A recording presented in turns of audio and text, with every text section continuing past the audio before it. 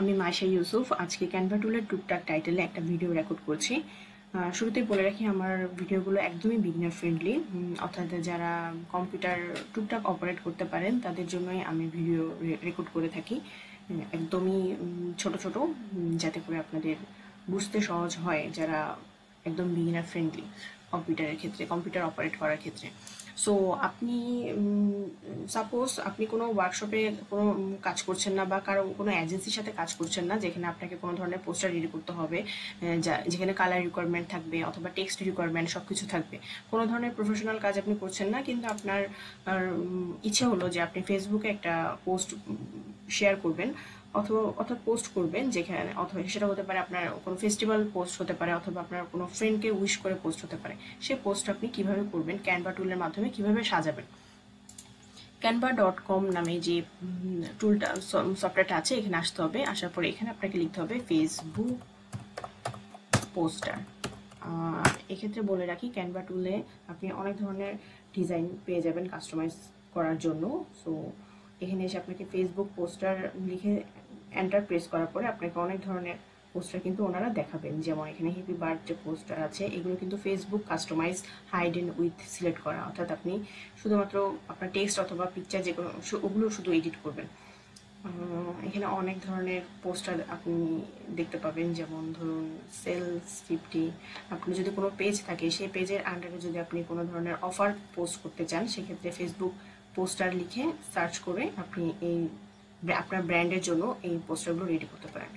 আমি সিম্পলি এটা নিলাম। এখানে বলে রাখি, দেখুন এই যে ওয়াটারমার্ক আছে, এটা আমি কিন্তু প্রো অ্যাক্সেস আছে দেখে আমি এটা কাস্টমাইজ করতে পারবো। যদি আপনি প্রো অ্যাক্সেসটা না নিয়ে থাকেন, সেক্ষেত্রে কিন্তু আপনি কাস্টমাইজ করতে পারবেন না। আমি কাস্টমাইজ দিস টেমপ্লেটে যাই। আচ্ছা, আমি আরেকটু দেখি নিচে কি আছে। এখানে আমি যখন একটা পোস্টার ক্লিক করেছি, এখানে কিন্তু আমাকে রিলেটেড আরও অনেক ধরনের পোস্টার দেখাচ্ছে।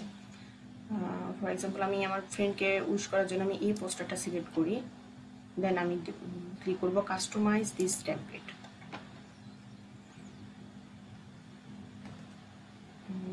দেখো, এখন এখানে আমি ছবিটা চেঞ্জ করে দিব।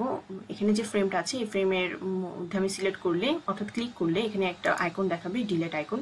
এখানে ডিলেট ইমেজ অথবা ডিলেট ফ্রেম দুটা অপশন আছে। আপনাকে ডিলেট ইমেজটা ডিলেট করতে হবে। ফ্রেমটা যদি ডিলেট করে দেন, সেক্ষেত্রে কিন্তু পুরো ফ্রেমটা ডিলেট হয়ে যাবে। সো আমি ডিলেট ইমেজটাতে ক্লিক করে শুধু ইমেজটা ডিলেট করে দিব। এখন আমি এখানে আমার ফ্রেন্ডের একটা ছবি এনে বসাবো। আমি দেখি আমার আপলোডসে কোনো ধরনের ছবি আছে কিনা। প্রিভিয়াস সিঙ্গেল কোনো ছবি নেই, যার কারণে আমি আমার ডেস্কটপের হোম থেকেই একটা ছবি নিয়ে নিচ্ছি।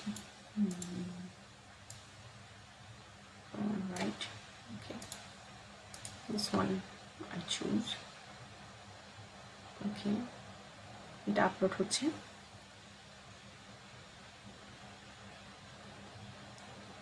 আপলোড হওয়ার পরে আমি এটাকে ড্র্যাগ অ্যান্ড ড্রপ করে এখানে বসিয়ে দেবো। দেখুন, আমি যখন এটা ড্র্যাগ অ্যান্ড ড্রপ করেছি, এটা ফ্রেম বরাবর কিন্তু একদম রিসাইজ হয়ে গিয়েছে। আপনি চাইলে নামটা চেঞ্জ করে দিতে পারেন। এখানে আমি দিয়ে দিলাম আনিকা ইসলাম। আপনি আমরা কিন্তু সব কিছুই চেঞ্জ করতে পারবো। যেমন হ্যাপি যে লেখাটা আছে, আপনি যদি আমরা যদি কালারটা চেঞ্জ করতে চাই, সেক্ষেত্রে এই ধরনের কালার দিলে এভাবে চেঞ্জ করতে পারবো। যে কোনো ধরনের কালার আপনি চেঞ্জ করতে পারবেন। সেক্ষেত্রে টেক্সটটা সিলেক্ট করে নেবেন, পিঙ্ক কালার যদি আপনি সিলেক্ট করতে চান। অ্যান্ড যদি আপনি টেক্সট স্টাইলটা চেঞ্জ করতে চান, সেক্ষেত্রে এখান থেকে টেক্সট স্টাইল চেঞ্জ করবেন। যদি এটা দিই, আপনার টেক্সটটা যদি ছোট করতে হয়, তাহলে আপনি সিলেক্ট করে মাইনাস বাটনে ক্লিক করলে এটা ছোট হয়ে যাবে। অথবা আপনি প্রেস করে নাম্বারটা বসিয়ে দিতে পারেন। এবার আমি ধরে নিচ্ছি এগুলো আপনারা পারবেন। ওকে, আমি আগেরটাই রাখলাম। আমি ছোট করে দিলাম। দেন একটা পোস্টার রেডি হয়ে গেছে। এখন আমি এটা কীভাবে সেভ করব সেটাই দেখাচ্ছি। শেয়ারে যাব, শেয়ারে যাওয়ার পর ডাউনলোড অপশনে ক্লিক করতে হবে। এখানে অনেক ধরনের অপশন আছে, জেপিজি, পিএনজি। আমি জেপিজিটা নিয়ে নিলাম, ডাউনলোড করে দেব।